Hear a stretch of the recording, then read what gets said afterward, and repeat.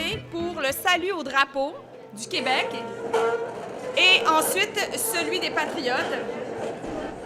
Et nous allons rester debout pour observer 1 minute de silence à la patrie et aussi pour nos militants disparus durant la dernière année. Drapeau du Québec, salut. Drapeau du Québec, salut. À toi mon respect. À toi mon respect. À toi ma fidélité. À toi ma fidélité. À toi mon amour. À toi mon amour. Vive le Québec. Vive le Québec. Vive son drapeau. Vive son drapeau.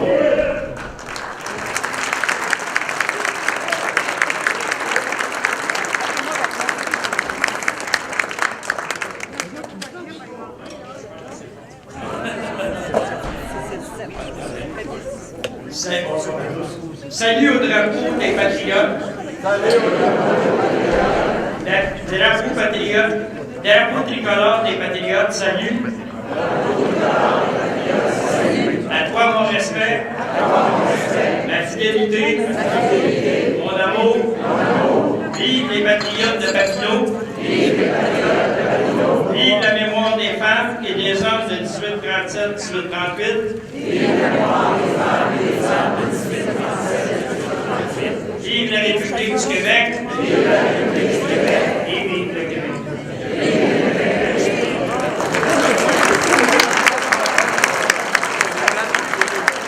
Alors, je débute la minute de silence. Debout, s'il vous plaît.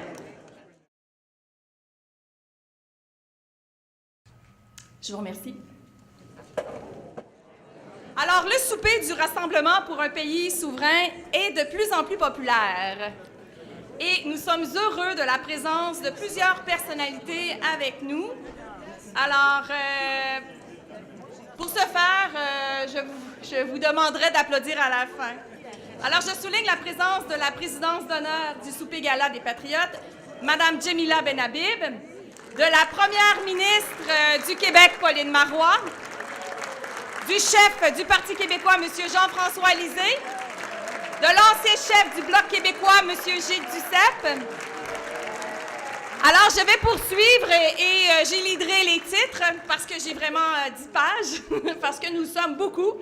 Alors, nous avons également avec nous Mesdames Nicole Léger, Carole Poirier, Louise Arel, Claudette Carbonneau, Madeleine Dalphon-Guiral, André Ferretti, Pauline Gill, France Langlais, André de la Trémoille, Denise Baudouin.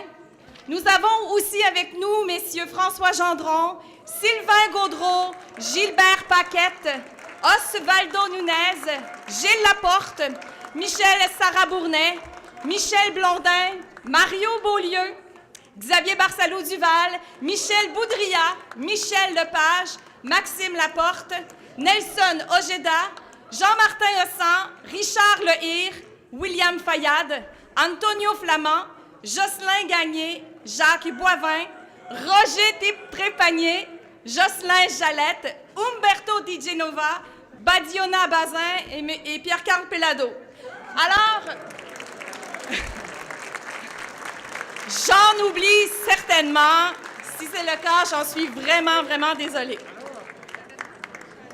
Alors, comme vous le savez, au mois de novembre 2002, le gouvernement Landry adoptait un décret qui donnait aux Patriotes de 1837-38 leur journée nationale. C'est la raison pour laquelle, partout au Québec, différentes célébrations et commémorations sont tenues. Martine Ouellette et Martine Ouellette.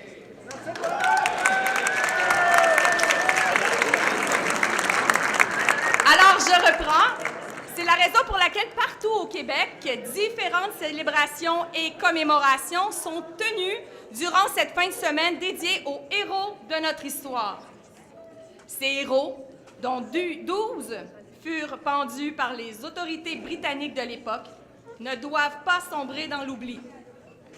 Alors, c'est en hommage aux patriotes de 1837-1838 que ce gala tient sa raison d'être. Nous voulons nous souvenir du sacrifice de ces hommes et de ces femmes qui ont donné leur vie pour un idéal de liberté, de démocratie et pour l'indépendance politique du Québec. Patriotes de 1837 et 1838, nous vous saluons. La prochaine personne que je vais vous présenter est une personnalité reconnue internationalement dans le dossier de la laïcité. Elle est récipiendaire du prix Marie-Victoire Félix Dumouchel 2014 du RPS. Elle est ce soir la présidente d'honneur du souper gala des patriotes. Mesdames et messieurs, accueillons une vraie patriote du Québec, Madame Jemila Benhabib.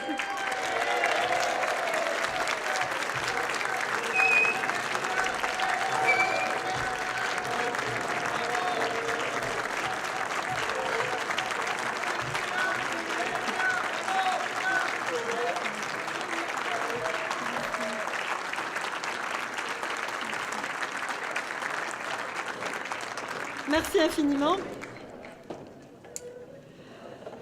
Merci infiniment. C'est avec une grande humilité, une grande modestie que j'ai accepté d'être la présidente d'honneur de cette journée, parce que je pense que très sincèrement, il y a plusieurs personnes qui auraient mérité d'être ici ce soir à la tribune.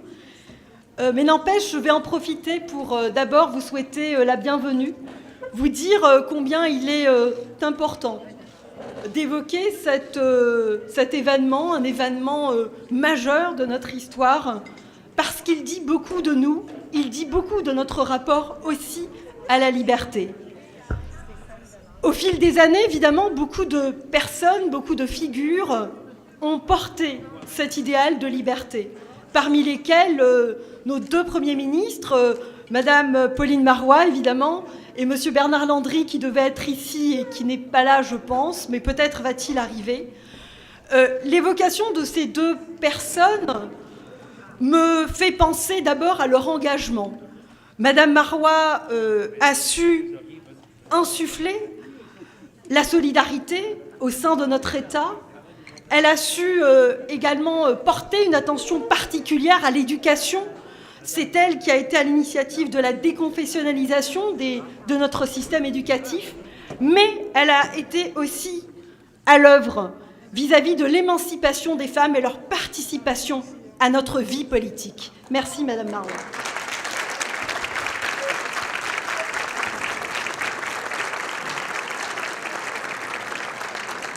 Monsieur Landry, homme de culture, homme qui participe toujours à la circulation des idées, à la connaissance, au savoir, à cette exigence d'excellence académique, puisqu'il continue de donner des conférences ici et là dans le monde.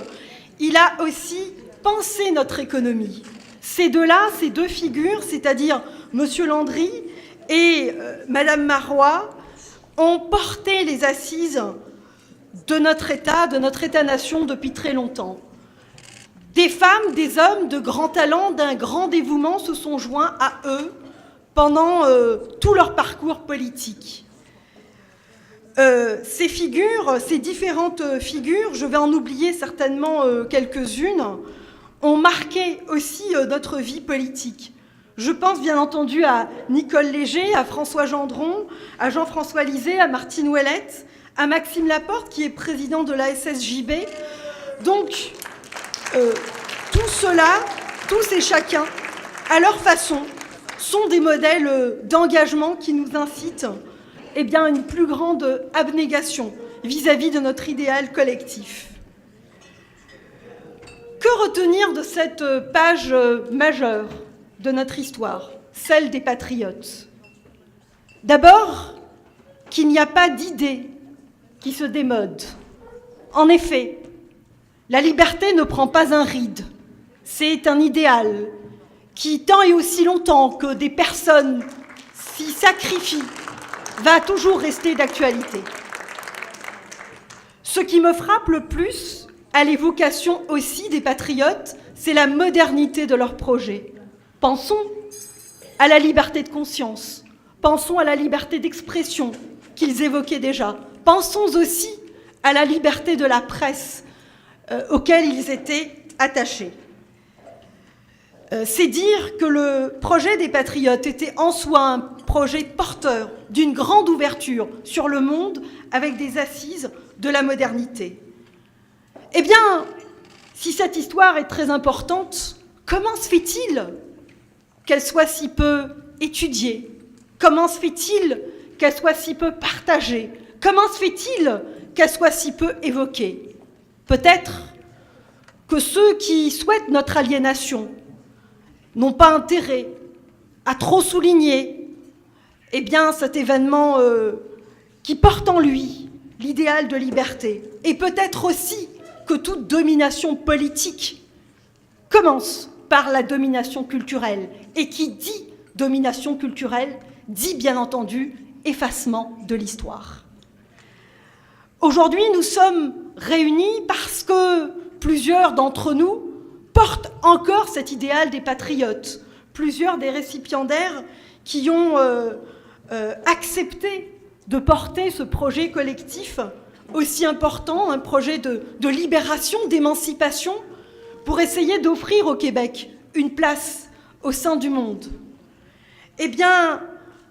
Ces récipiendaires, j'aimerais les saluer, j'aimerais aussi leur dire toute mon admiration pour le travail qu'ils font quotidiennement, parce que le travail de militant demande énormément de sacrifices, demande un dépassement, demande des exigences humaines, et que le travail aussi de militant nécessite de naviguer très souvent à contre-courant, bien souvent à contre-courant, y compris dans son propre camp. J'aimerais bien entendu donc féliciter nos récipiendaires qui sont Gilles Laporte et Michel Sarrabourné, qui, à travers leur travail incessant vis-à-vis de l'histoire, participent à nous mettre en relation, en lien avec nos racines.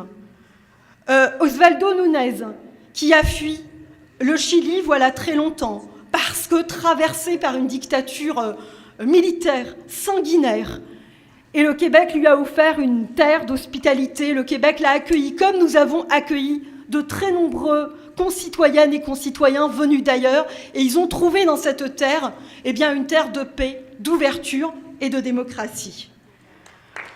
Monsieur Paquette,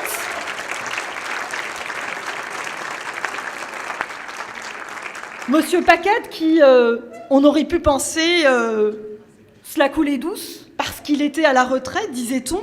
Mais non, il a décidé de revenir, il a décidé de reprendre du service, parce que finalement, un militant ne s'arrête jamais. Madame Carole Poirier, qui a un ancrage local absolument considérable, dans l'un des arrondissements les plus névralgiques de notre métropole, de Montréal, souhaitons-lui surtout bonne chance pour la prochaine campagne électorale. Et bien entendu, Sylvain Gaudreault, qui a assumé aussi des responsabilités à un moment difficile que traversait le Parti québécois. Il a su tenir le phare, il a su, scinder, continuer de scinder, parce que vous savez à quel point l'union, l'unicité de notre mouvement indépendantiste est très importante. Alors voilà les quelques mots que je voulais échanger avec vous, que je voulais vous dire. C'est une célébration, alors célébrons, parce que nous ne célébrons pas suffisamment, je pense, durant toute l'année, nous nous oublions. Aujourd'hui, c'est votre jour, c'est celui des patriotes. Célébrons la liberté, vive le Québec.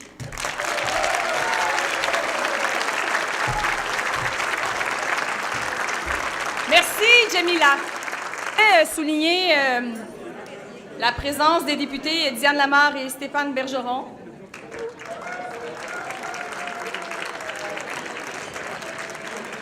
La présence également de Chantal Renaud et du Premier ministre Bernard Landry.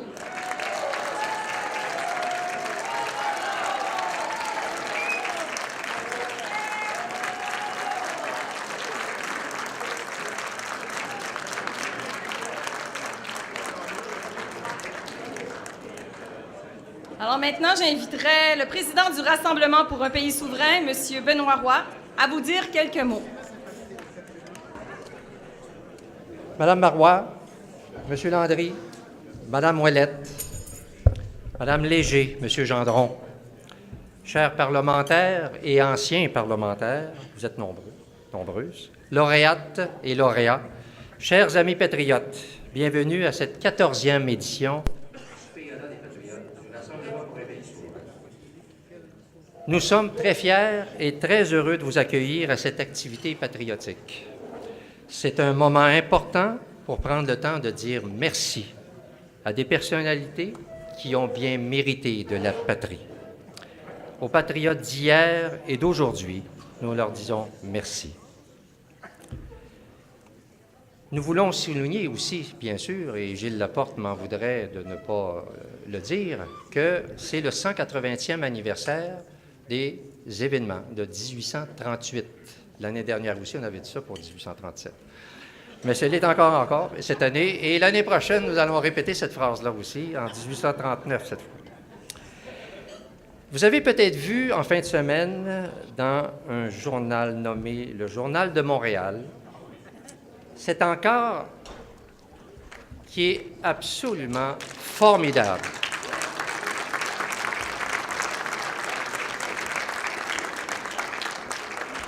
C'est une initiative du Mouvement national des Québécoises et Québécois, des artisans qui ont travaillé sur cet encart, et aussi quelqu'un qui est avec nous ce soir et qui va être un lauréat.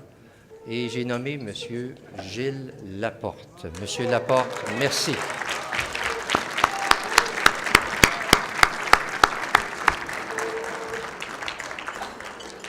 C'est ce genre d'initiative-là qui va faire que cette journée nationale des patriotes, qui prend de plus en plus d'espace et qui est présente dans les esprits des gens, mais qui va faire que ça va être un incontournable. Toutes les Québécoises, tous les Québécois vont vouloir un jour souligner et célébrer ce que nous faisons ce soir, la Journée nationale des patriotes.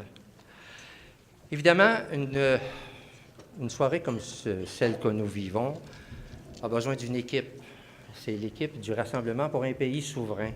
Sans cette équipe-là, on ne serait pas là. Je ne serais pas capable de tout faire. Alors, je voudrais sincèrement et chaleureusement remercier les gens de mon équipe, Mesdames Lise Fortier, Jacqueline Roy, Yves-Rose Amazan, Messieurs Umberto Di Genova, Clément Sivret, Christopher Massé et Victor Charbonneau.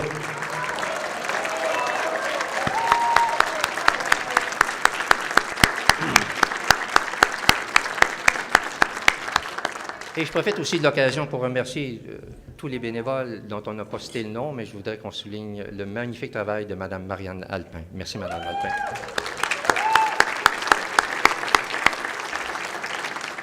Alors, Mesdames et Messieurs,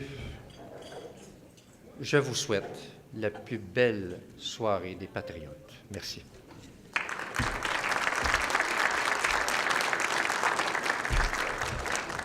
Merci, M. Roy. Alors, le thème de cette soirée est un hommage à deux personnalités dont les feuilles de route sont très bien remplies. La première de ces personnalités est une femme dont la carrière politique est une grande histoire d'amour avec la cause indépendantiste, le Parti québécois et les citoyens de la circonscription de Pointe-aux-Trembles. Enseignante de carrière et fille de l'ancien député du Parti québécois de Pointe-aux-Trembles, Feu Marcel Léger, elle fait le saut en politique sous la bannière du même parti que son père dans l'élection partielle de 1998. Depuis ce moment jusqu'à aujourd'hui, elle connaîtra plus de 21 ans de vie politique. Tantôt dans l'opposition, tantôt au pouvoir. Elle aura des responsabilités ministérielles telles que ministre déléguée à la famille et l'enfance en 1998, ministre à la lutte contre la pauvreté et l'exclusion en 2003, ministre de la Jeunesse, ministre responsable des régions des Laurentides et Laval, puis renommé ministre de la Famille en 2012, dans les gouvernements de Lucien Bouchard, Bernard Landry et de Pauline Marois.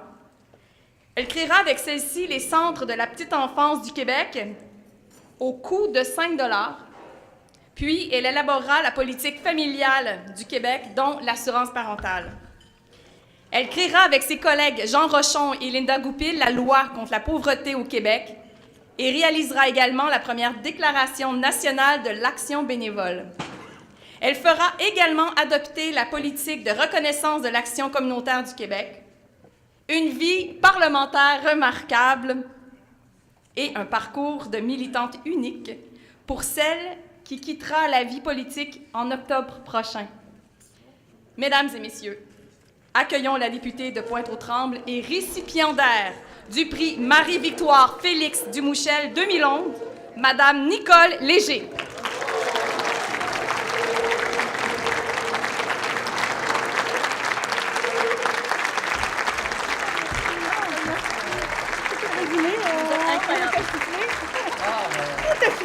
Mais votre CV est tellement rempli que ça aurait pris plus que 3 mois. Alors, ça me fait plaisir de vous remettre cette médaille.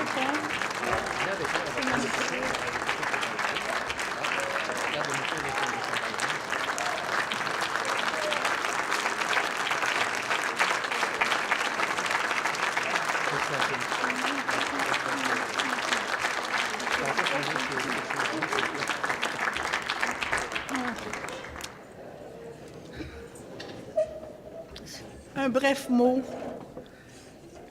D'abord, chers invités de marque, mesdames, messieurs, vous êtes ici à Pointe-aux-Trembles, vous le savez tous, mais l'édifice ici, c'est un édifice qui est assez particulier parce que c'est un projet d'économie sociale.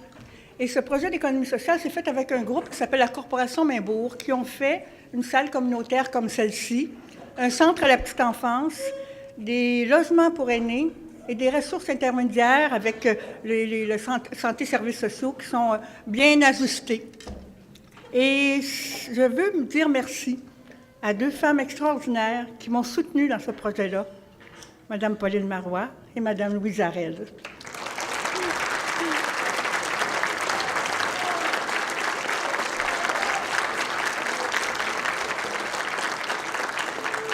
Alors, merci beaucoup de cet honneur. Merci à M. Roy et tout le groupe de Rassemblement pour un pays souverain. Merci à vous tous. Merci de reconnaître le travail et l'engagement de nos pionniers, nos fondateurs, nos artisans dans la vie publique, politique, patrimoniale ou tout autre apport tout aussi important et indispensable à la cause. Être un élu, c'est une lourde responsabilité. On en fait trop ou pas assez. On le fait bien ou mal, ou on le fait mieux ou pire. On détient sur nos épaules l'espoir et la réalisation, sans nécessairement avoir toujours toute la recette. Nous tenons sur nos épaules la cause, la grande cause, la cause de tous les maux, MAUX, la cause de tous les espoirs. Tout dépend de l'attitude. Mais c'est surtout ensemble qu'on la cause, qu'on la rend possible, qu'on compte sur nous et sur vous, qu'on l'amènera où elle doit. Être élu, c'est aussi représenter les gens de sa circonscription. Ces gens si attachants, qui nous inspirent à tous les jours, qu'on aide et soutient. J'en suis fière, et j'en suis fière aussi à tous les jours.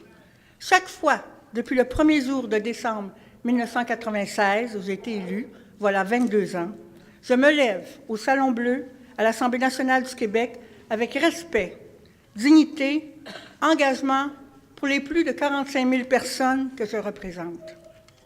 Et pour une formation politique qu'est le Parti québécois, que j'aime, qui a besoin de chacun de nous, qui a à cœur et assume chacune de ses décisions ou responsabilités avec fierté. 22 ans pour moi, 15 ans pour mon père Marcel Léger, c'est 37 ans de Léger au bout de l'île de Montréal.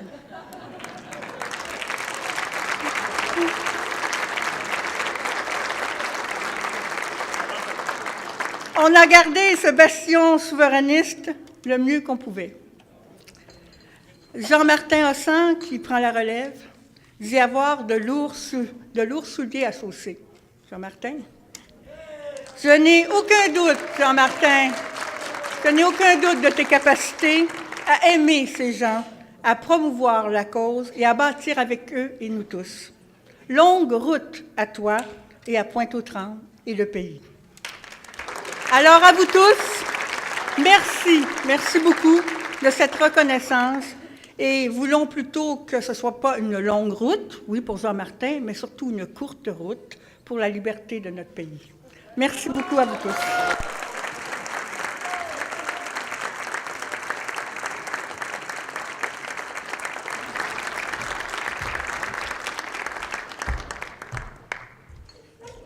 Merci, Madame Léger.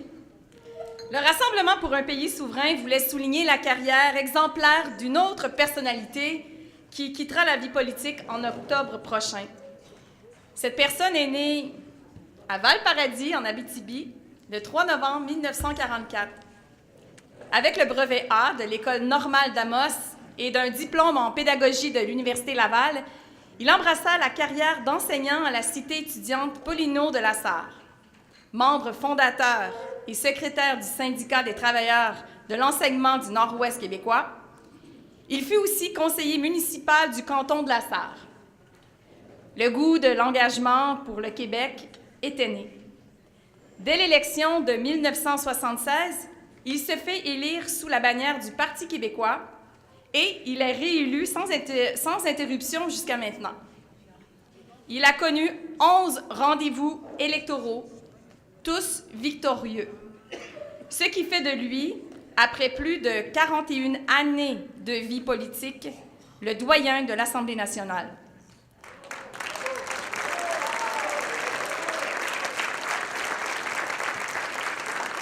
Au pouvoir, il a dirigé plusieurs ministères, dont ceux des Ressources naturelles, de l'Agriculture et de l'Éducation. Il a également été chef intérimaire du Parti québécois et président de l'Assemblée nationale. Toutes les charges ministérielles assumées par notre personnalité ont été exercées avec intelligence, dévouement, honnêteté, probité et intégrité. Il représente un modèle pour quiconque veut jouer un rôle dans la vie politique active. Mesdames et messieurs, je vous présente un homme de cœur, un indépendantiste indéfectible qui a bien mérité de la patrie, Monsieur François Gendron.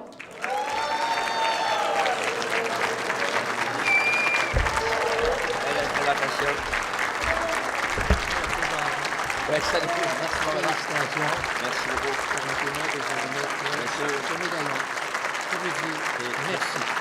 c'est très gentil. Très gentil.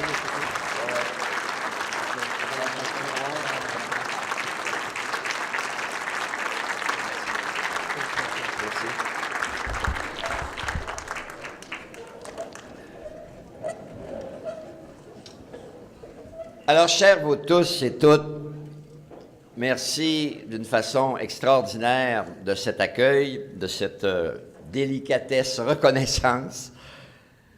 Les Québécois, ils ont peut-être plein de défauts, mais lorsqu'on est capable de mettre dans nos organisations la reconnaissance, c'est déjà un bon signe et c'est un début de fierté qui devrait nous animer tout le temps et toujours, parce que vous n'avez pas d'idée ce qu'on réussit à accomplir lorsqu'on le transite par la fierté. Je voudrais, je le sais, ça a été mentionné, mais rapidement, un petit peu de protocole. Moi, je ne peux pas faire autrement que ne pas saluer deux premiers ministres avec qui j'ai adoré travailler, servir l'État du Québec. Bernard Landry, Pauline Marois, la première première ministre. Et bien sûr, je salue mon chef, je salue Pierre Carl qui était des nôtres. Il est parti, mais c'est pas grave, je l'ai vu pareil. Je salue tous les ex-collègues, parce qu'ils sont nombreux. Il y a des ex-collègues. Je salue tous mes collègues de l'Assemblée nationale, mes frères et sœurs de cause, les gens du Bloc, les passés comme les présents. Et je veux saluer Bernard, parce que Bernard Roy nous donne l'occasion une fois par année. Benoît, oui, je le sais, là, je sais pas pourquoi, je le sais très bien que c'est Benoît Roy. Parce que je t'ai appelé combien de fois, Benoît, aujourd'hui? Bon, je sais très bien que c'est Benoît.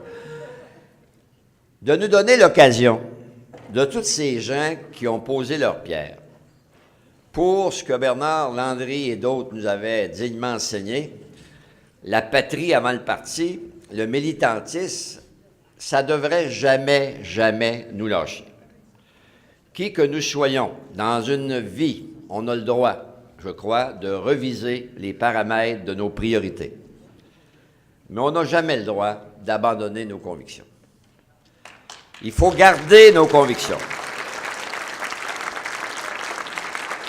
Et c'est Jemila qui le disait d'une façon bien mieux que moi. Jemila, tantôt, elle disait quelque chose de fondamental. Des fois, il faut s'arrêter dans les événements pour mesurer la portée des mots. De dire que le projet que nous portons est un projet de liberté.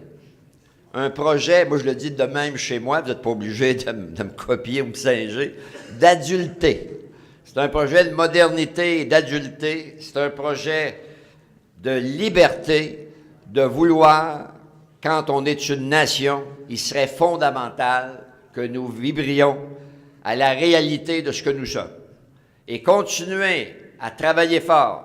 Et j'étais très heureux d'entendre Nicole tantôt, quand elle nous a parlé de Marcel et Nicole, 37 ans. Bon, il n'y a pas grand-chose là. Moi, je vais avoir 42 là, quand je vais finir. Mais je voulais dire bravo, mais bravo de rappeler cet historique Marcel, très bon joueur de tennis, qui avait toujours les mots clés pour convaincre du monde. Il nous disait, en politique, il faut sortir, parler, convaincre.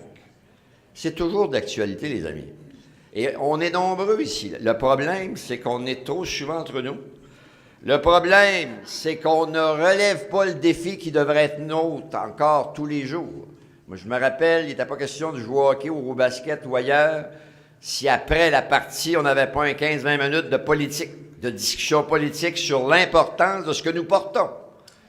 Si on porte haut et fort cet objectif de faire du Québec un pays normal, qui s'assume, qui prend ses responsabilités, qui vibre au concert des nations, qui est capable d'être responsable par rapport à la modernité, par rapport à la nouveauté, par rapport au virage qu'il faut prendre dans une société. S'il y a des gens ici, puis j'ai la chance de presque vous connaître tous et toutes, c'est des gens articulés, c'est des gens qui savent ce qu'ils veulent, mais c'est des gens qui doivent continuer à faire l'enseignement qui sera toujours requis d'être complet. On ne peut pas toute cette vie avoir juste la moitié d'un pantalon. Ça n'a pas de bon sens.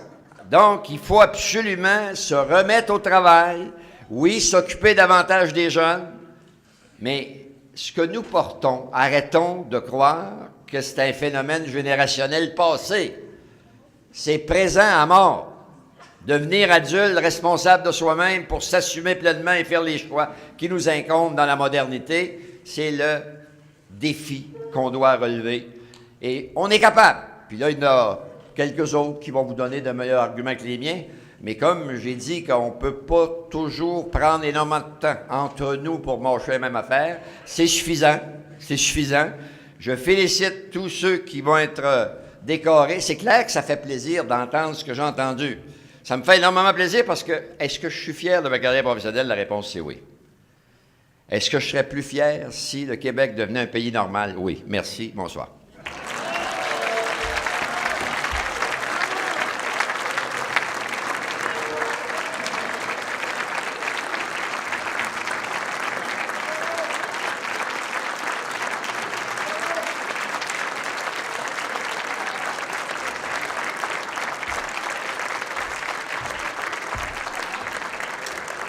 Alors, toutes nos félicitations à Mme Léger, M. Gendron. Le Gala des Patriotes, c'est aussi l'occasion de couronner l'œuvre d'un auteur québécois, s'étant distingué par son originalité et son talent. Ce prix porte le nom de Grand Prix littéraire de la presse québécoise, journal du Rassemblement pour un pays souverain. Cette année, le choix du jury, composé de membres du conseil du RPS, s'est fait autour du livre « L'autre 150e », publié aux éditions Québec-Amérique. Ce livre, que tous devraient posséder et lire, documente les faits historiques que les responsables des festivités entourant le 150e anniversaire de la Fédération canadienne n'auraient pas dévoilés. Parallèlement à la publication du livre, des capsules vidéo ont été réalisées pour chacun des chapitres du livre. Ces capsules sont accessibles sur le site Internet de l'autre 150e et sur YouTube aussi. Avec l'appui et l'aide du chef du Parti québécois, M. Jean-François Lisée, du député de Verchères, du Parti québécois, M. Stéphane Bergeron, et de la Fondation Lionel Groulx, un travail colossal a été abattu pour la réalisation de cette publication historique par les deux co-auteurs. Cet effort concerté a été la cause directe de la diminution de l'impact festif du 150e anniversaire de la Fédération canadienne au Québec. Le Rassemblement pour un pays souverain est fier de décerner ce prix aux 2 co-auteurs de ce livre, historiens de formation, M. Gilles Laporte et Michel Sarabounet. C'est une langue belle, avec des mots superbes, qui porte son histoire à travers ses accents, où l'on sent la musique et le parfum des airs, le fromage de chèvre et le pain de froment, et du Mont-Saint-Michel jusqu'à la Contrescarpe, en écoutant parler les gens de ce pays. On dirait que le vent s'est pris dans une harpe, qu'il en a gardé toutes les harmonies, dans cette langue belle aux couleurs de Provence. Merci, Monsieur Roy. Voici venue la partie humoristique de notre soirée. J'ai pas de veston, mais j'ai 2 parties de mon pantalon. Madame la Première ministre Marois, Monsieur le Premier ministre Landry, Monsieur le futur Premier ministre du Québec, Jean-François Lisée, Madame la future Première ministre du Canada, Martine Ouellette. Je m'appelle Michel S., je suis un indépendantiste. Alors, je suis heureux d'accepter au nom des collaborateurs et collaboratrices de l'autre 150e anniversaire, l'autre 150e, l'histoire derrière l'anniversaire, le Grand Prix littéraire de la presse québécoise, c'est-à-dire le prix Pulitzer du Québec. Alors, nous sommes tous des maillons dans la chaîne de militantes et de militants qui, du Parti patriote et même du Parti canadien, jusqu'à aujourd'hui, œuvrent à une cause qui nous dépasse comme individus et qui vise l'affranchissement du peuple québécois. Ce peuple dont les contours ont bien changé, mais qui porte l'héritage des anciens Canadiens. Ce peuple, il a connu le régime français, le régime britannique et depuis 151 ans déjà, le régime canadien. Nous devons continuer la critique radicale de ce régime pour que notre peuple connaisse l'avènement du régime québécois. Les Québécois, un jour, vont contrôler leur destin. Ce projet, l'autre 150e, il a été porté par un groupe de personnes. Nous n'en sommes pas les uniques auteurs. C'est au nom de ce groupe que Gilles et moi acceptons ce prix aujourd'hui. À l'exemple du mouvement souverainiste, chacune des personnes impliquées a apporté une pierre, petite ou grande, à l'édifice de notre libération nationale. Notre projet de pays, il est impératif qu'on y associe les nouveaux Québécois, c'est-à-dire à la fois les jeunes et les Québécois et Québécoises issus de l'immigration. Ce sont eux qui seront là dans 50 ans, pas nous. Le mouvement indépendantiste écossais et catalan a bien compris ce fait. On ne naît pas Québécois, on le devient. Il faut parler d'indépendance à tous les Québécois nouveaux, les jeunes et les immigrants.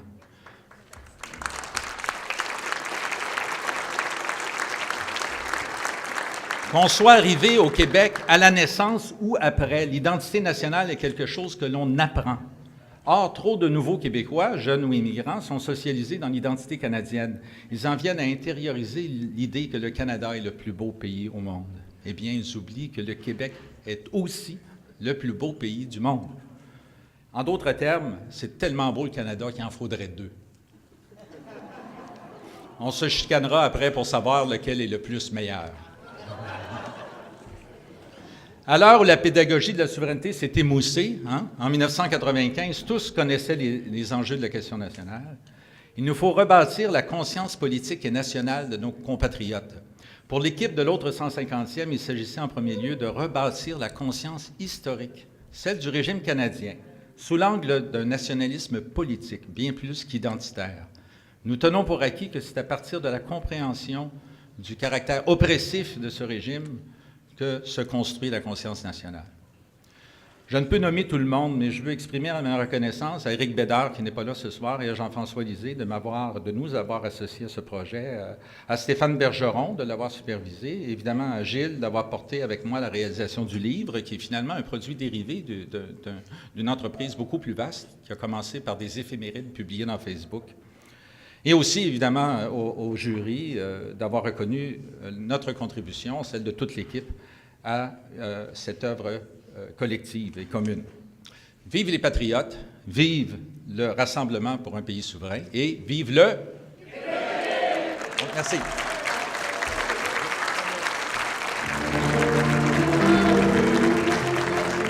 C'est une langue belle, avec des mots suprêmes, qui porte son histoire à travers ses accents, où l'on sent la musique et le parfum des airs, le fromage de chèvre et le pain de fromage. Merci, messieurs Laporte et Sarah Bournet. Merci. Jusqu'à la contrescarpe, en écoutant... Nous allons enchaîner maintenant avec la remise du prix Charles Hindelang.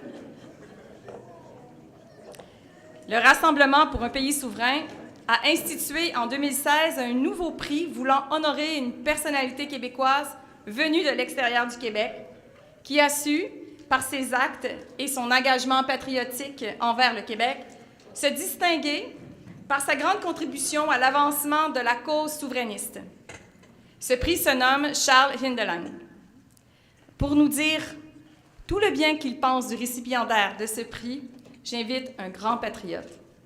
Récipiendaire du prix Louis-Joseph Papineau 2005, le premier ministre du Québec, M. Bernard Landry, à s'avancer sur la scène.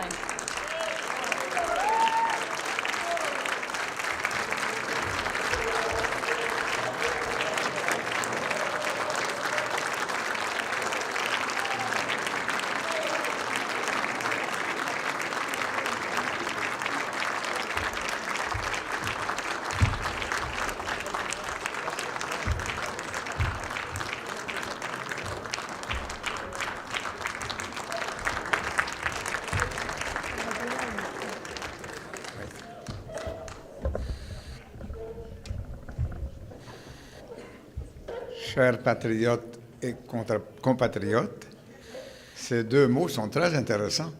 Ils sont masculins et féminins en même temps. Alors, c'est comme quand on parle aux Belges, ils disent belge, belge. C'est nécessaire, mais patriote, c'est pour les hommes et pour les femmes. Et d'ailleurs, les femmes étaient engagées dans la lutte des patriotes. De diverses façons, ils ont ouvert le feu quand ils étaient demandé à le faire, mais il avait fondu des pièces de plomb pour faire des balles pour les patriotes.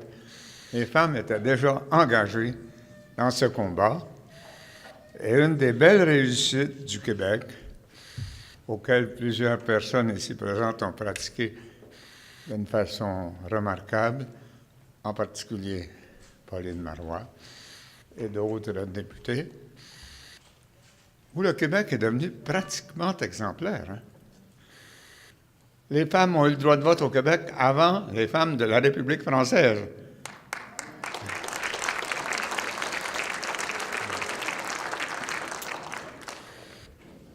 À bien des égards, on est une nation avancée. Quand on va dire tout ça en Ontario, il faut faire attention quand même, parce qu'il ne faut pas trop les bousculer. Mais quand je leur explique, et c'est vrai, que notre économie est plus avancée que la leur, est plus moderne, est plus diversifiée, eux autres, ils font ce qu'ils peuvent. Ils ont Ford, GM, Chrysler, Toyota, that's it. Pas un siège social véritable en Ontario. Au Québec, on a construit une économie solide, variée, progressiste. On est dans les premiers du monde dans certaines catégories qui ne sont pas négligeables, comme le jeu vidéo, par exemple. Vous le savez, pharmacie, biotechnologie et autres. Vous avez vu que j'ai de l'oxygène, hein? J'ai entendu la chanson « Donnez-moi de l'oxygène ». J'en ai eu, et mon espoir c'est qu'au prochain sondage, le Parti québécois ait aussi de l'oxygène.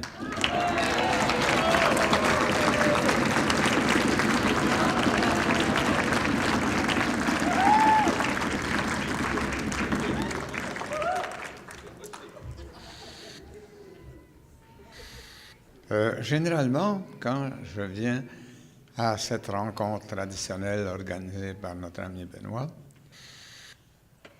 Avant de parler des patriotes, je rends hommage à quelques personnes. D'abord, à ma conjointe, Chantal Renaud, qui milite autant que moi et qui me suit partout dans mon engagement.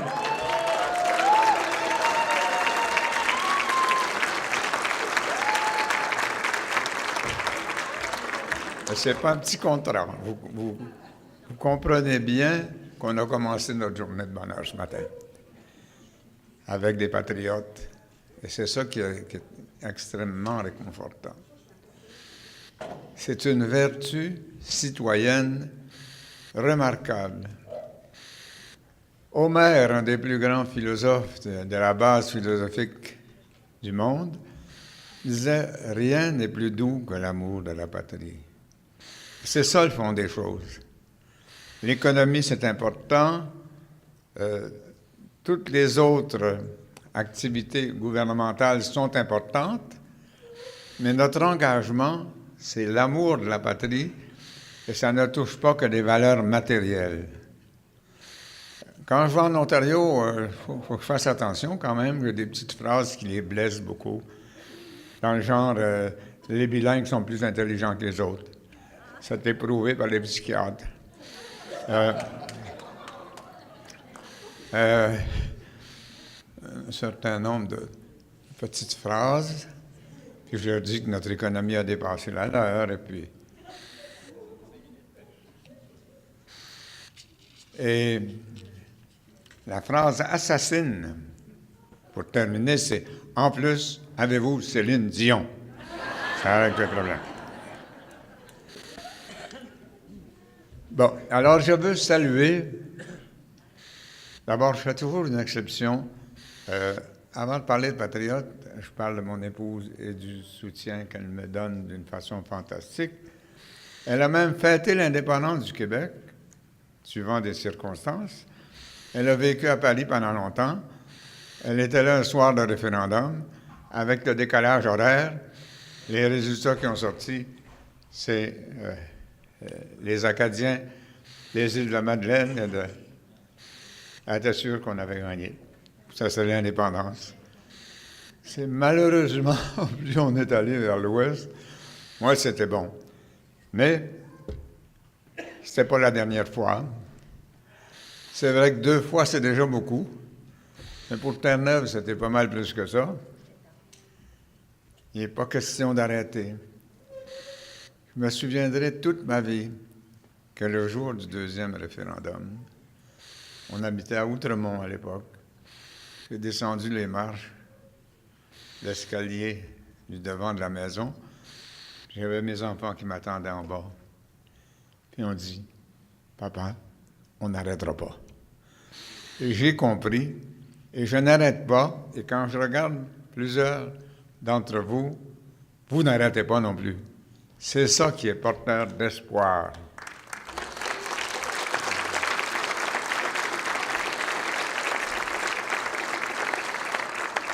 Puis encore une fois, ce n'est pas des questions matérielles et matérialistes. L'amour de la patrie, il y a votre comptabilité pour ça. Dernièrement, j'ai un militant qui a demandé de venir me voir pour que je lui parle d'économie. Alors, je l'ai écouté. Il a posé toutes ces questions. J'ai dit, mon cher ami, parce que c'est un ami, c'est pas d'un économiste que tu as besoin, c'est d'un psychologue. C'est une question de confiance en soi, d'espérance, d'engagement. On fête des patriotes aujourd'hui. Ça a commencé de bonne heure ce matin, d'ailleurs, ça avait commencé la veille dans les médias, puis c'est ce qu'il fallait faire, fêter les patriotes. Je fais une petite parenthèse partisane, mais notre premier ministre s'est moqué des patriotes. Il les a méprisés dans quelques déclarations, comme s'il n'était pas capable de se rendre compte que sans les patriotes, il n'y aurait pas un premier ministre du Québec qui aurait vraiment une liberté d'action. Alors, aux prochaines élections, pensez aux patriotes, pensez à toutes sortes de choses, et pensez que celui qui s'est moqué des patriotes doit le regretter toute sa vie parce qu'on va le battre et on va le changer.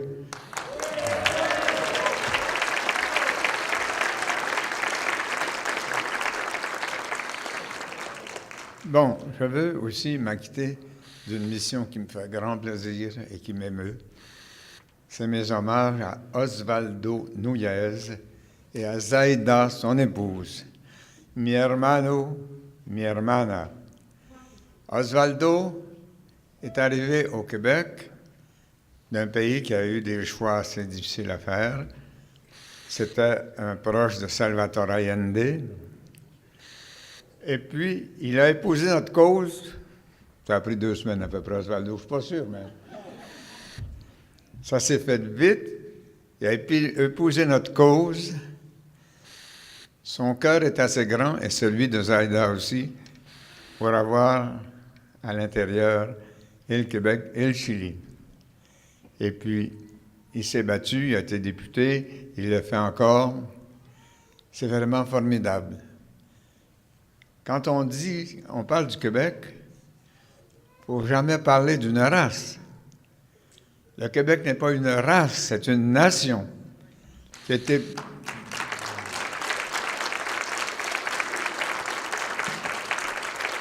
Et cette nation a été métissée dès le départ avec qui? Avec les Amérindiens. Dans le reste de l'Amérique, surtout au sud, ils ne se sont pas métissés avec les Amérindiens. Ils ont essayé de les exterminer. Et ça ressemblait à des génocides. Pas ici. On a fraternisé avec les Amérindiens. Fraternisé pas juste au sens figuré, parce que en Europe, quand il y a une naissance, ils disent « la cigogne passe ». Vous avez entendu ça? C'est une expression. Ici, qu'est-ce qu'on disait dans mon village? « Les sauvages passent ». Et ce n'était pas au figuré non plus, dans la plupart des cas.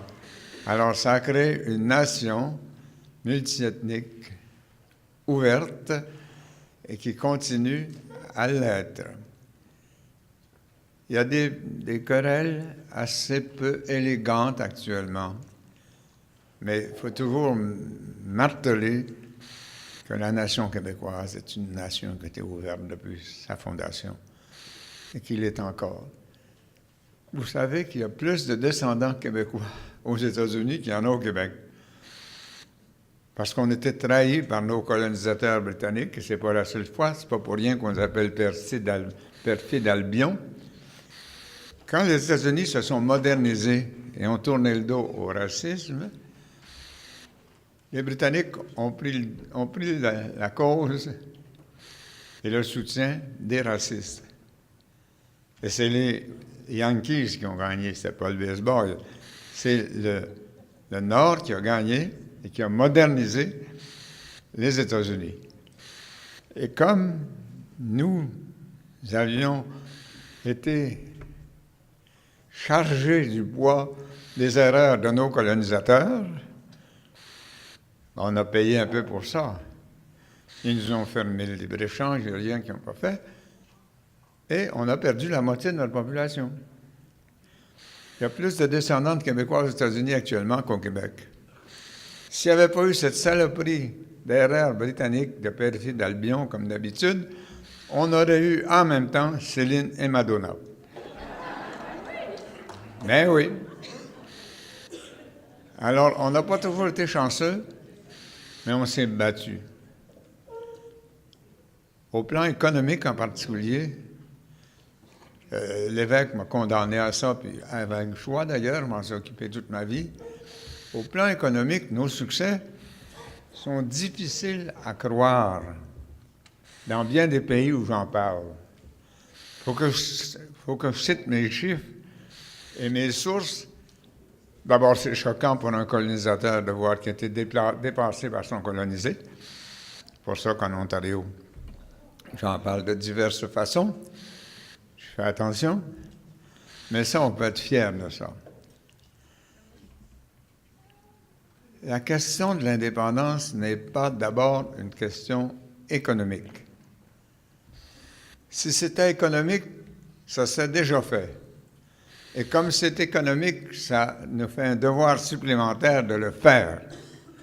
Notre nation, avec sa population relativement modeste, est la 30e puissance économique du monde. Aux Nations Unies, au début, à la Fondation, il y en avait 50 peuples, il y en a à peu près 100 aujourd'hui. Et puis, le Québec fait partie des 30 nations les plus riches du monde, globalement comme par tête. C'est pas pour moi, ça. Non, c'est pour Osvaldo. Osvaldo, mi hermano, es un placer sin fronteras de decir cette allocution en tu favor. Et à Zaida aussi.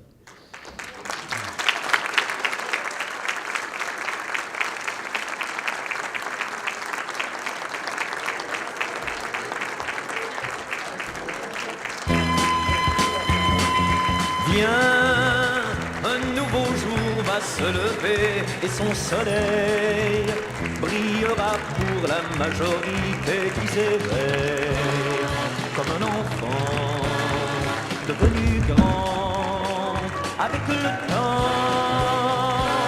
Viens, un nouveau jour va se lever et son regard se moquera de l'autorité de César.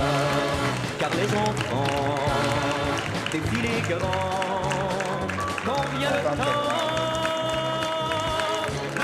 que le Québec du long dressage, le temps de subir est passé. Es un immense placer, como sabe mi hermano.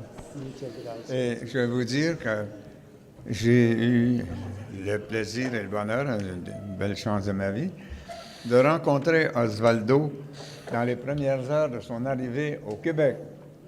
Et au bout de quelques heures, il se battait pour cette cause juste et noble qui est la nôtre.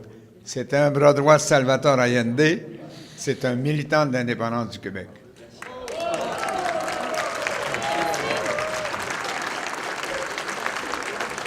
Muchísimas gracias, Osvaldo. Muchísimas gracias, Zaida. A la próxima vez.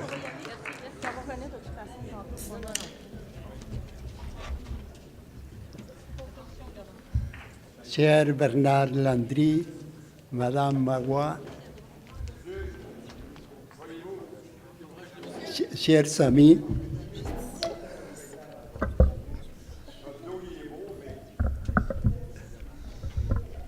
je me sens très honoré de recevoir cette distinction venant du RPS et de vous tous et du mouvement souverainiste.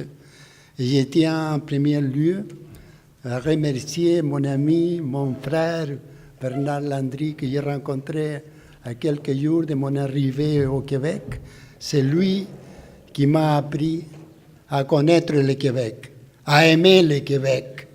C'est lui qui nous a présenté le plus grand patriote que j'ai connu ici, c'est René Lévesque, très proche des immigrants.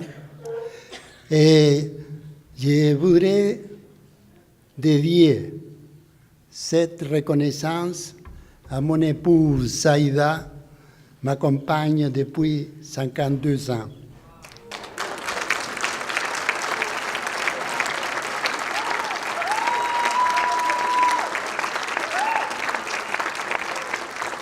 Je voudrais aussi partager cette distinction avec ma communauté chilienne, ma communauté latino-américaine qui est présente ici.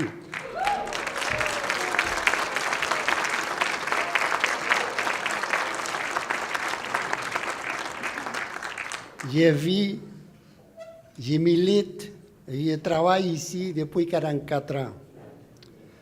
C'est vous, c'est le peuple québécois qui m'a accueilli dans des moments très difficiles dans nos vies au Chili. Et vous l'avez fait avec beaucoup de générosité, beaucoup de solidarité, beaucoup de chaleur humaine qu'on ne va jamais, jamais oublier. Nous avons rencontré des amis d'une grande envergure. Ce sont eux nos premiers amis qui nous ont aussi Québec, Louise Arel, ici présente, Fernand Daou, Michel Chartrand, qui ont tous milité aussi contre la dictature de Pinochet au Chili, qui nous ont donné un appui incroyable à ce moment-là. Et c'est les partis québécois, les principaux partis au Québec, qui nous a accompagnés dans notre lutte pour la démocratie et la liberté au Chili.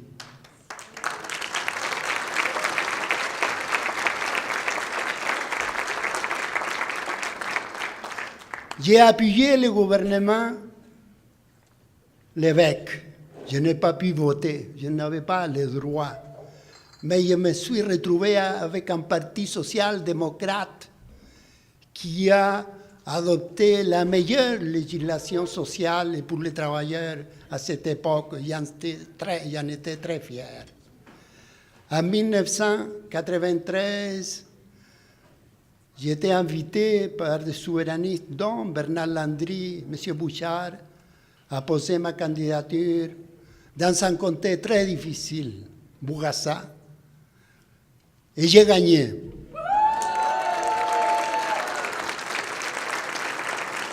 Et j'ai battu, c'est une chance, c'est un privilège, j'ai battu Denis Coderre.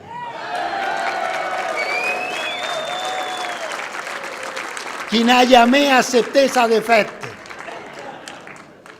Et c'est lui qui a tenu des propos, pour être gentil, désobligeants à mon égard, en disant « Je ne permettrai jamais qu'un réfugié à qui mon pays, le Canada naturellement, a accordé l'asile politique et qu'il vienne cracher sur mon drapeau, le drapeau canadien, j'aimerais remettre en vigueur la loi de la déportation pour les renvoyer dans son pays. » C'était lui-même qui, dans sa publicité, disait « Votez pour quelqu'un d'ici ». Mais j'ai gagné, et c'est grâce à l'appui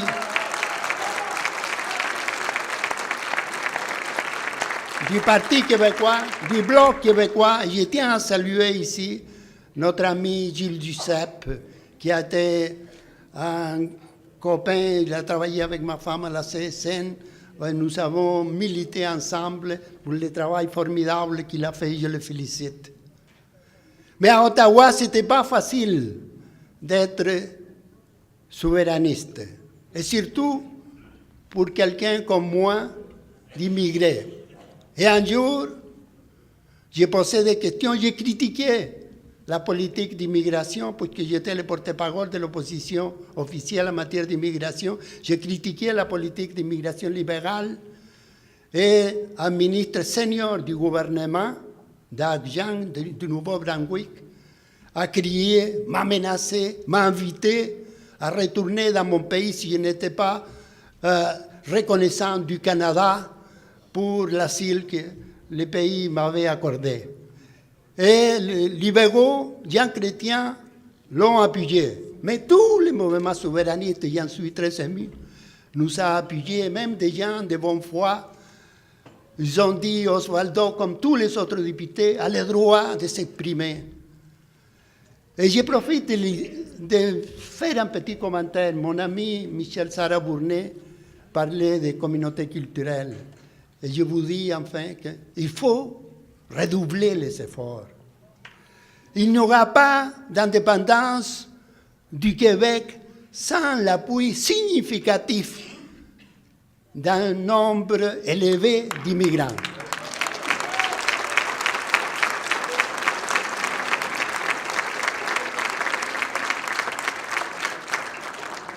Vous savez, nous sommes déjà rendus à un âge avancé. Nous passons quelque temps au Chili pendant l'hiver québécois. Et nous aimons tellement le Québec et parler du Québec. Nous avons fondé, Saïda et moi et d'autres amis, la Maison de l'Amitié Chili-Québec. Oh, ils se rencontrent le 24 juin. On se rencontre quand nous sommes là. Nous avons accueilli Bernard Landry, Daou et d'autres personnes qui nous visitent.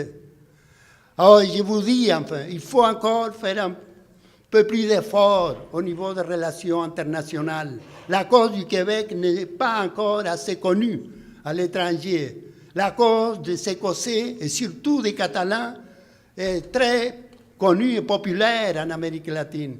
Et pour terminer, je vous dis que je suis déjà à la dernière étape, je n'ai pas besoin de vous le dire, mais à la dernière étape de ma vie. Et je vous assure que je continuerai à lutter avec vous, à vos côtés, pour l'indépendance du Québec jusqu'à mes derniers jours. Vive les Québécois de toute origine! Vive le Québec! Viens, un nouveau jour va se lever et son soleil brillera pour la majorité qui s'éveille comme un enfant devenu grand avec le temps. Merci, merci, messieurs Landry et Nunez. Alors, Chevalier de Lorimier était un ardent patriote, convaincu que seule la liberté pouvait permettre l'épanouissement du peuple québécois. Il a participé à la bataille de Saint-Eustache, ainsi qu'à celle de 1838 de Sainte-Martine. Fait prisonnier par l'armée britannique, il comparut avec d'autres patriotes devant le Conseil de guerre. On lui refusa le procès, merci beaucoup, devant un tribunal civil qu'il réclamait. Le 21 janvier, lui et ses compagnons sont trouvés coupables de haute trahison et condamnés à être pendus. Le 15 février, il monte sur l'échafaud avec Charles Hindelang, Amable Daunet, François Nicolas et Pierre-Rémy Narbonne. Le Rassemblement pour un pays souverain a institué ce prix en 2007 afin d'honorer un militant pour sa grande contribution à l'avancement de la cause patriotique et souverainiste. Pour présenter le lauréat du prix Chevalier de Lorimier, j'invite le président général de la Société Saint-Jean-Baptiste de Montréal à venir nous dire le bien qu'il en pense, Maître Maxime Laporte.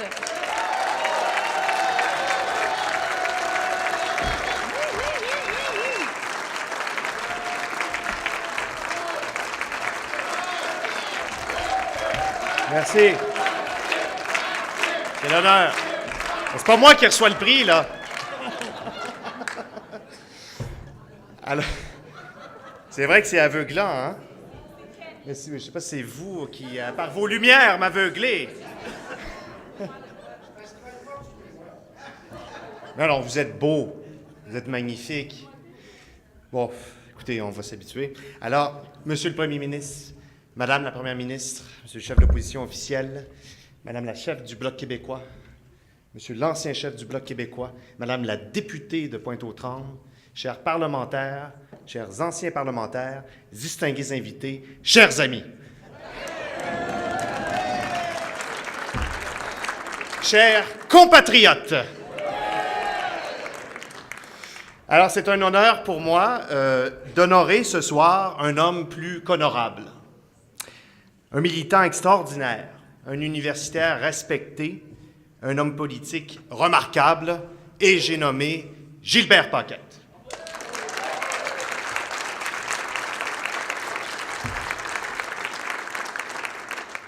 Alors, je ne saurais résumer son CV en quelques minutes, mais grosso modo, je rappellerai que Gilbert a été élu député de Rosemont en 1976.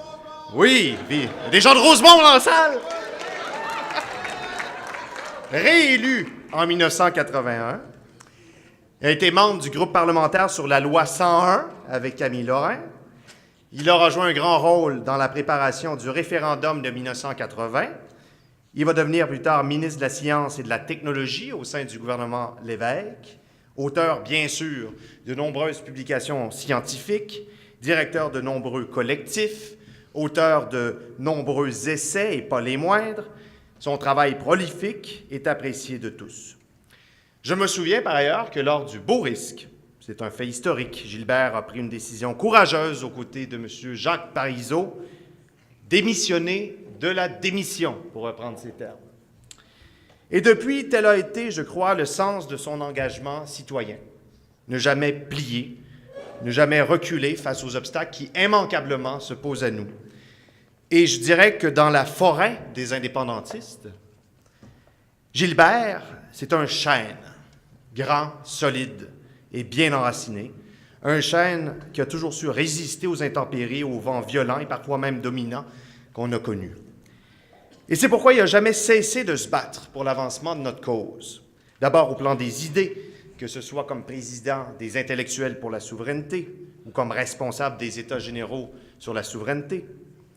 Également, bien sûr, au plan de l'action citoyenne et politique. Jamais n'a-t-il compté les heures, jamais n'a-t-il ménagé les efforts et les énergies pour la promotion de l'indépendance, de la liberté, de la constituante aussi, et de la convergence, nécessaire convergence. Et cela, il l'a toujours fait avec brio, notamment ces dernières années en fondant le réseau Cap sur l'indépendance et, bien sûr, aussi les Organisations unies pour l'indépendance du Québec, les Oui Québec. Sa contribution énorme est exemplaire et son bilan est digne d'un véritable patriote, un patriote des temps modernes. Travailleur infatigable, créatif, méticuleux, véritable bâtisseur de pays, façonnier de lumière et de liberté, Gilbert mérite de la patrie et mérite toute notre reconnaissance. Alors, cher Gilbert, cher ami, je te félicite et je t'enjoins à poursuivre ton combat, notre combat. Vive le Québec libre. Merci. C'est dans les temps. J'ai fait le plus beau voyage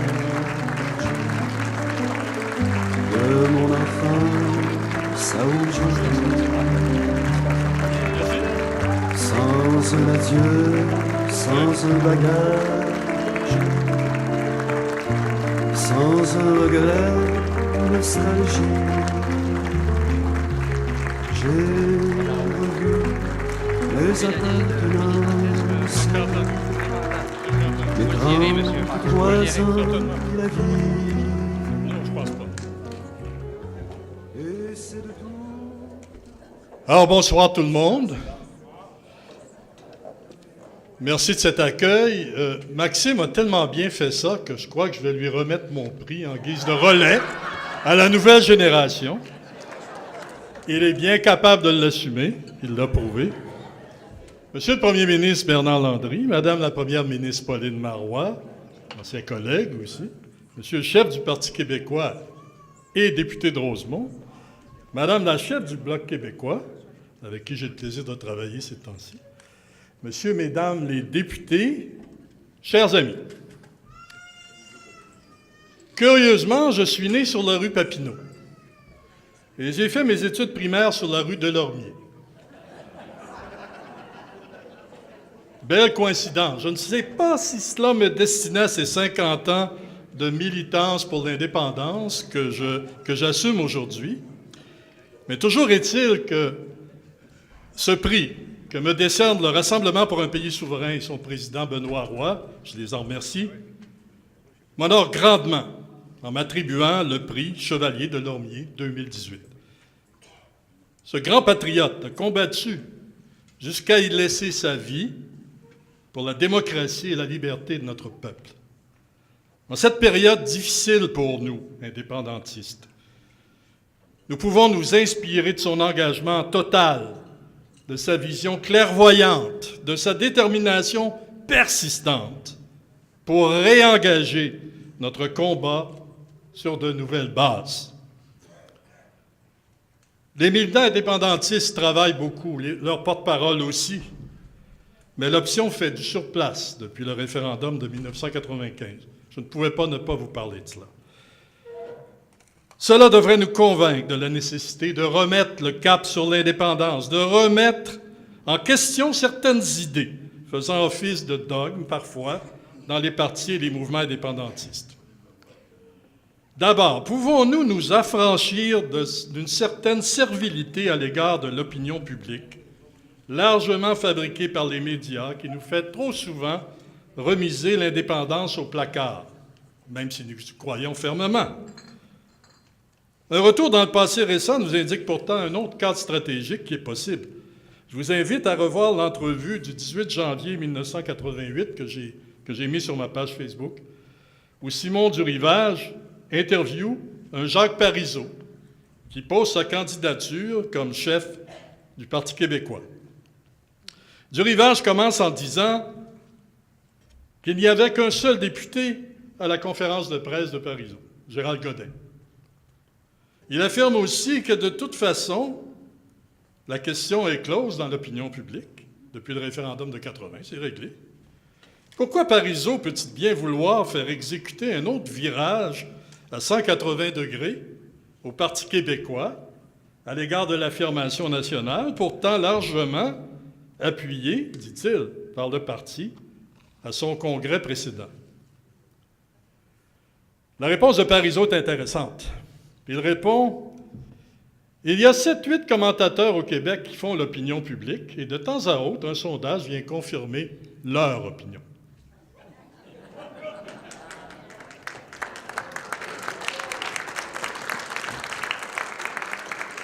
Doit-on pour cela mettre au rencard la souveraineté?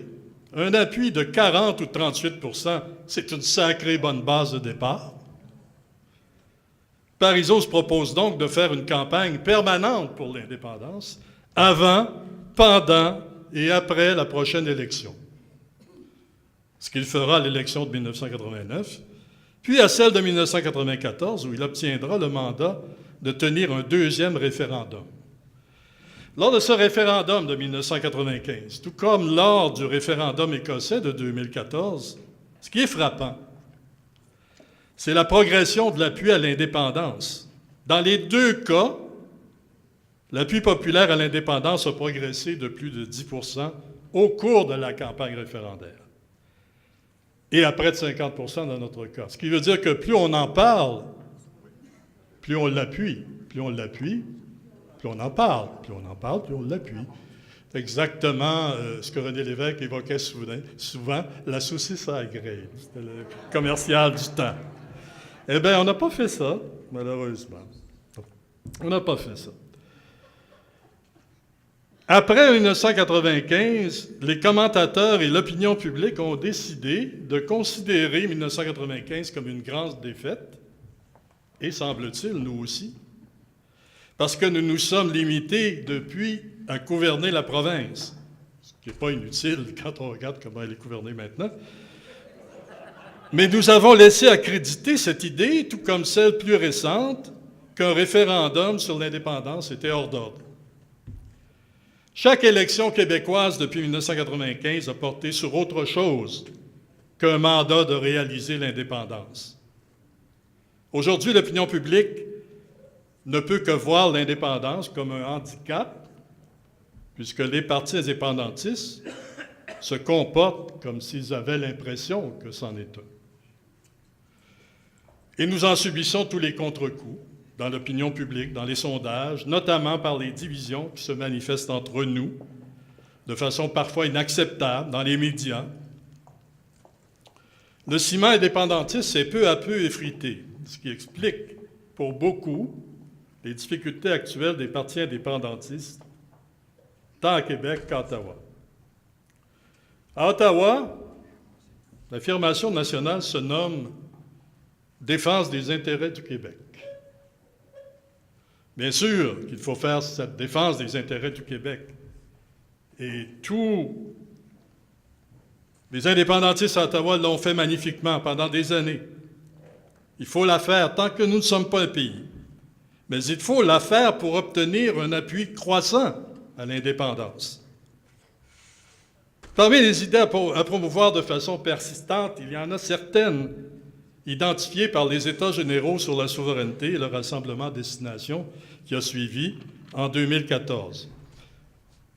Non seulement à reprendre constamment l'inventaire des 92 blocages au développement du Québec que cause notre statut de province. Il doit bien en avoir plus d'une centaine maintenant. Il y en a toutes les semaines, tous les mois, qui se manifestent dans tous les domaines. Mais surtout proposer comment nous ferons notre indépendance par une démarche constituante fondée sur la souveraineté du peuple québécois. Et ce que nous en ferons en proposant un ensemble de projets socio-économiques faisant largement consensus au Québec, mais pour lesquels nous avons besoin de l'indépendance. Ces idées, j'ai continué à les développer dans un livre que j'ai publié l'automne dernier, intitulé « Un pays en tête ». Nous avons besoin de garder le pays en tête pour un nouveau cadre stratégique, un engagement renouvelé, une nouvelle solidarité surtout, laquelle ne peut se faire qu'autour du ciment de l'indépendance. En proposant des projets collectifs pour un pays, nous concrétiserons l'indépendance. Nous la rendrons plus désirable, plus proche. Nous la rapprocherons de sa réalisation. C'est là bien autre chose qu'une incantation souverainiste. Imaginez que d'ici, pendant et après chaque élection, sur toutes les tribunes, à toutes les occasions, nous remettions l'indépendance au cœur du débat public, comme un objectif de liberté, de responsabilité et de dignité, et aussi comme moyen de construire notre avenir. Pour les peuples, comme pour les individus, la liberté et l'indépendance, vous le savez, ne sont pas données. C'est un combat. Elles se construisent et se gagnent. Depuis 400 ans, le peuple québécois est en route vers un destin qui ne peut être que d'être maître chez lui. Nous sommes une nation